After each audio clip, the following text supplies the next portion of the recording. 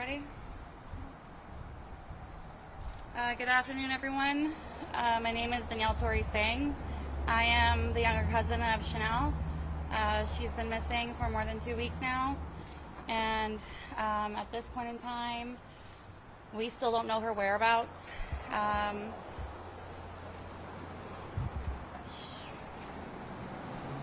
LAPD and Missing Persons Division in the Los Angeles area have decided to go ahead and close the case. They are confident that they have seen her. However, that's not sufficient enough for us. So we are in the dark at this point in time. We aren't quite sure where to go from here. I'm not from LA, I'm not from America, I live in Canada, and I'm going to have to regroup and see where we go from here. But at this point in time, there is speculation that she has been found, and that is not true. We have to remember that there was a woman ID'd as Chanel Banks in the Texas area. And I did see body cam footage of when that connection took place between Texas PD officers and this woman. And this woman was able to provide a New York City driver's license that had been expired for more than 10 years. I did get to see the body cam footage. I did get the body cam audio, and I can only go off of what I saw and what I've heard. And what I saw was a woman that did not look like my cousin. She was much skinnier, this woman in this body cam footage. She was wearing things that my cousin would not normally wear, and her voice was different.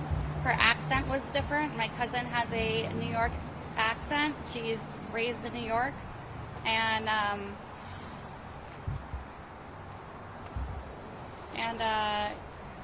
what I can tell you is I'm not confident that that is her. I think somebody got her ID and is using it and pretending to be her. I don't know where she is, but I know we will find her. So at this point in time, LAPD and Missing Persons Unit of LA has gone ahead and closed the case. My aunt, we have had zero connection or no contact with Chanel. As of the last physical sighting was a FaceTime video call on October the 27th, and the last text messaging between her and her mom was October the 30th. Yes.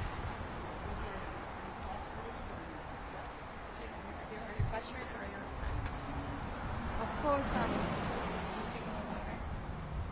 yes, I am really not in a good position until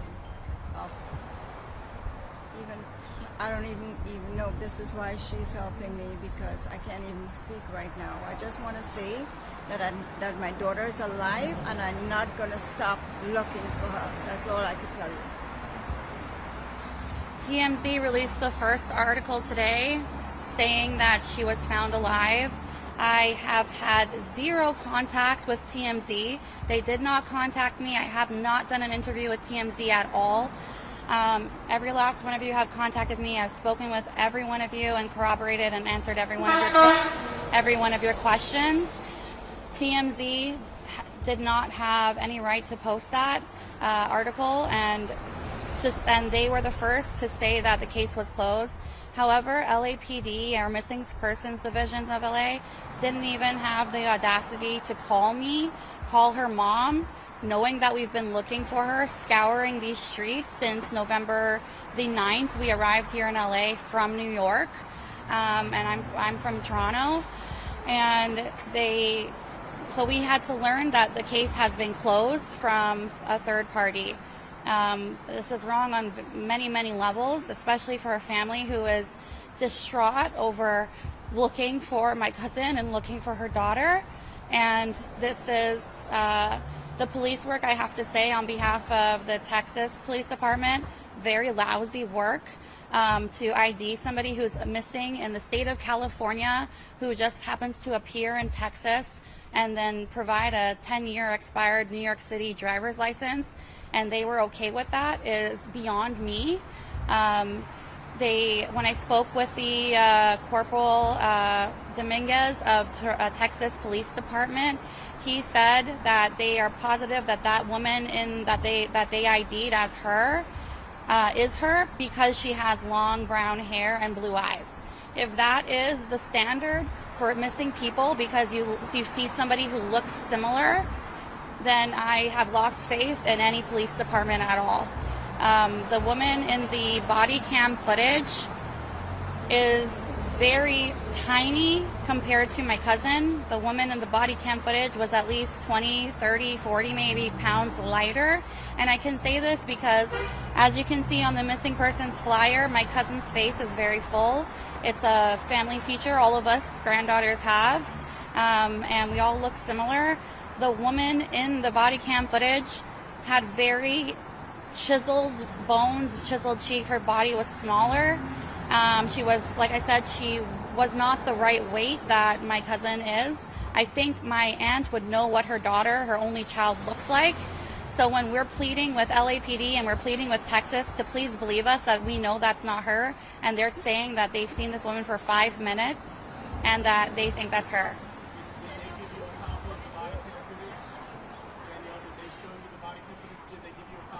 They did not give us a copy. I was able to, when we got the call that she had been identified on Monday, November 11th, around maybe 8 or 9, maybe 10 p.m., Monday, November 11th, I headed straight to the Pacific Division Police Department because I wanted more answers. I can't just take somebody's voice over the phone saying, oh yeah, we found her. So myself, my aunt, and my grandmother, we went to Pacific Division. We asked for a still so we can just see. They did show us the still, and within a half a second, we said, that's not her. We want to know where she is, and we're not settling. And then they took 10, 15 minutes, and they came back with the body cam video and audio, and we were able to listen to what this woman was saying, and she did not sound like my cousin. My cousin has a New York accent. It's something you don't ever really get rid of no matter where you live in the world. My cousin's been living in California for 10 years. And for some random person to present a New York City driver's license that's expired for 10 years, who knows if that's a fake driver's license, if it's a real driver's license. Texas PD should have said, you know what, this person, Chanel Banks, she's a missing person in California. Please present a Californian ID, a passport, or a driver's license from California that's valid so that we can positively tell her family that she is safe and sound and that we can close this case. But that's not what happened. They were satisfied because she had long brown hair and blue eyes. Danielle, when was the last time you spoke to her? Like I said, our last visual was a video FaceTime on October 27th. It was about a half an hour video call, and last text messages were October 30th, and since then, nothing. No. I've emailed nothing. Did Texas... What can you say about him? I don't know. Like I said, I'm from Toronto, so I don't know. There are people who look similar, but that doesn't mean that just because somebody looks similar, you're going to say that's the person you're looking for. I think it's very, very lousy police work. Does she have any connections to Texas? No connections to Texas. She's from New York City. All of our family is either in New York or in Canada. Did Texas authorities tell her to call her mom because her family wants to know what's happened to her? What LAPD has said to me is that she is a grown adult, and if somebody wants to go missing and does not want to contact you, they cannot force that person. So it's just dead end after dead end. And is there a husband that figures into all this? Yeah, she's been married for just over a year. As you can see, it's me and her mom out here. I don't see her husband out here. If my spouse was missing, I would not be in my apartment hanging out with my feet up. I would be scouring the streets. So he's here? He is here. What's her connection to Texas, and how in the world would somebody get a 10-year-old ID from New York? Like I said, I'm not quite sure about this ID. That's the part that's throwing me. There is no connection to Texas. We have no family there. We've never had family there.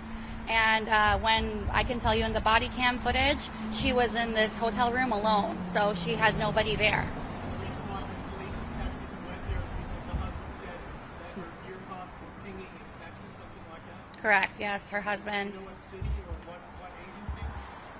I'm not, nobody really wants to help and say LAPD won't release crucial information, and Texas police also won't corroborate as well. What I can tell you is the officer that I spoke to at Texas PD, he is from the Borneo Police Department in Texas. Have you spoken to the husband as well? Sorry? Do you have a number to contact them in Texas? Yes, and I have the officer's name. Sorry? Have you guys been in communication with the husband? I arrived here from New York. I drove from Toronto to New York and then flew out with my aunt from New York to LAX. And when we started flying the same day, the following day, which would have been Sunday, November the 10th, we happened to run into him here at this building. He had her dog locked in her vehicle with the windows up, and he was it's a little long-haired Yorkie. The little dog was shaking and sweaty, so I'm not quite sure how long the dog had to have been in that vehicle. And within minutes of asking, do we break the window, do we call the police, what do we do? We heard footsteps, and that is when we ran into him. Does he say where his wife is? It's hard for me to tell you what he's saying because every 5 minutes her husband is changing his story.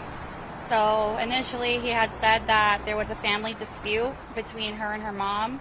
LAPD have seen our phones and have seen our text messages and phone calls to prove that there was no falling out. Then the next day he said that there was a falling out many years ago, also untrue. If there was a falling out, why would my cousin in California flee to somewhere else when her mom doesn't live in California? Her mom lives in New York City. So that's the part that doesn't make sense. He said there was a time he said she got on a flight. There was a time he said on Monday he said that she's upstairs. LAPD knocked the door and he didn't answer, so they left.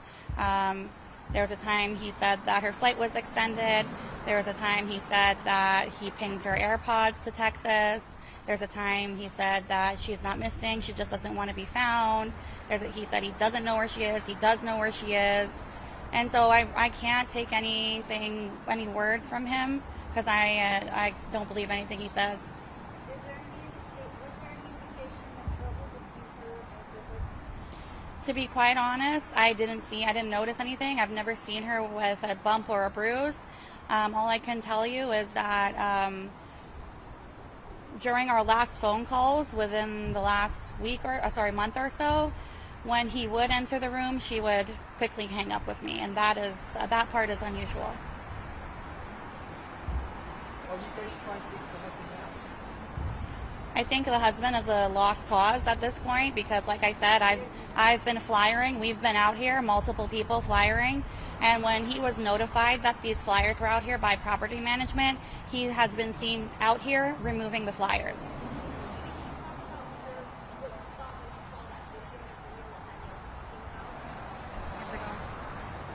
The body cam footage. What did you think about it? Well, I looked at it and I knew it wasn't my daughter. And we stood there telling them that that's not my daughter, it's not my daughter, right? That's what I did. That's what I told them. Then, you just have to wait. And they didn't want to give us they didn't want to give us the photo of it. So we were there for like over an hour trying to convince them that this is not my daughter. This is not my daughter. This is my daughter. I have one child. But So Judy, they showed you the body cam footage. yes. And you knew right away that was not Well, Right away. right away. Yeah. We Did said it look no. like her or sound like her? No.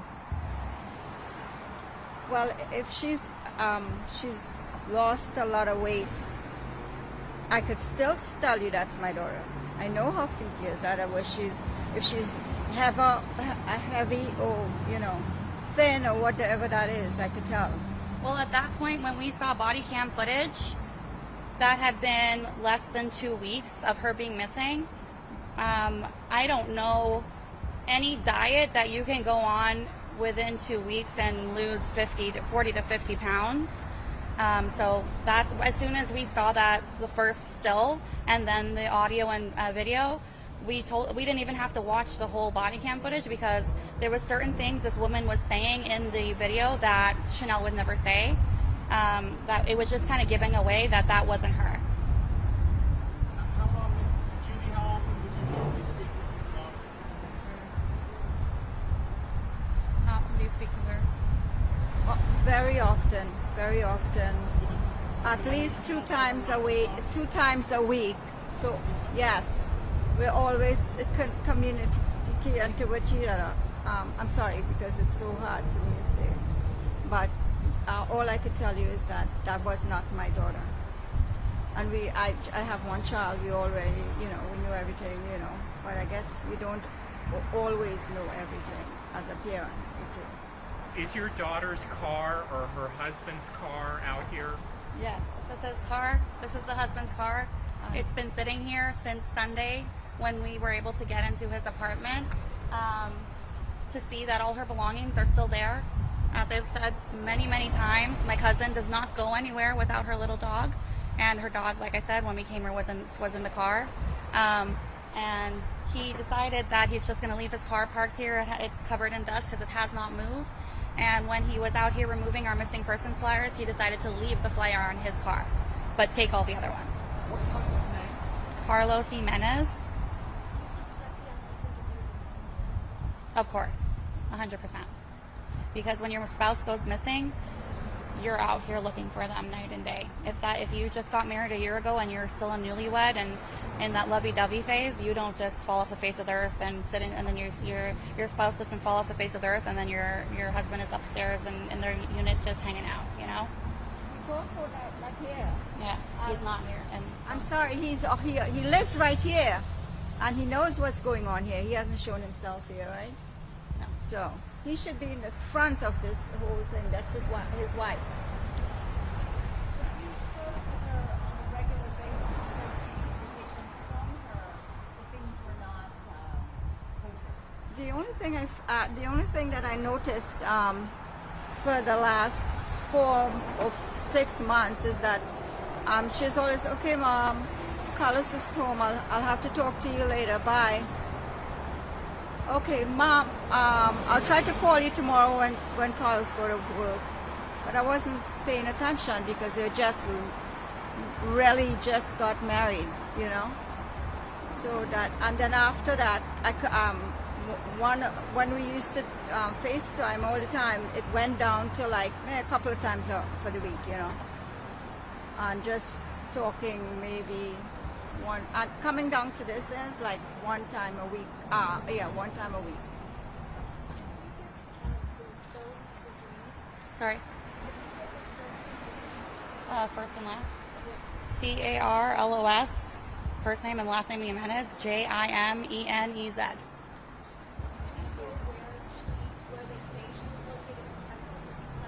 They will not give us the address of that hotel that she was at. They don't want to tell us.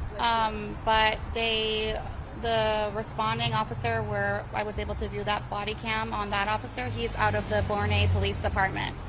So I think what they said is the Bornay Police Department is in San Antonio, Texas. Danielle, you didn't go to the wedding. Did Judy go to the wedding? Did you go to the wedding? Yes, she went to her daughter's wedding. I didn't go. I just had a baby. So, of course, she would be at her daughter's wedding. Yeah. Sorry, I can't hear you. No, because we don't know her. We can't. There's no contact for her. So there's no. And just to throw in here, that night when LAPD was that was Monday night, November 11th. When I was arguing with them to send somebody here now, because that was the day that he said that his wife was upstairs. They told me that there was nothing that they can do, and that I should drive. I should go to Texas. So when I asked for the address, they said they couldn't give it to me. So I said, what am I supposed to do? Just fly into Texas and be like, Chanel, I'm here? No. I think with all the media coverage, I think with all the work we've been doing on social media, I think with flyers and speaking to the public and getting the word out there that my cousin is missing and she's somewhere, we don't know where she is. we haven't heard from her, and it's not like her. I think it's putting pressure on the LAPD, and I think they just want to say, yes, we found her, and be done with the case, and tell us to go home. So.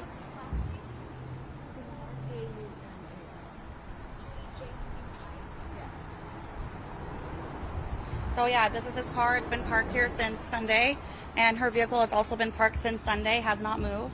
Where's it It's just around this half wall, and you can see it through the right there. Also, to add, the parking spot that's empty next to her vehicle is his vehicle's parking spot. So why has he not moved his vehicle? What's her vehicle? What is her vehicle? It's a black Honda CRV. Is there any other questions? That's it? Anybody? Thank you so much. Thank you for coming. Thank you. And we are going to Appreciate find it. her. Thank you.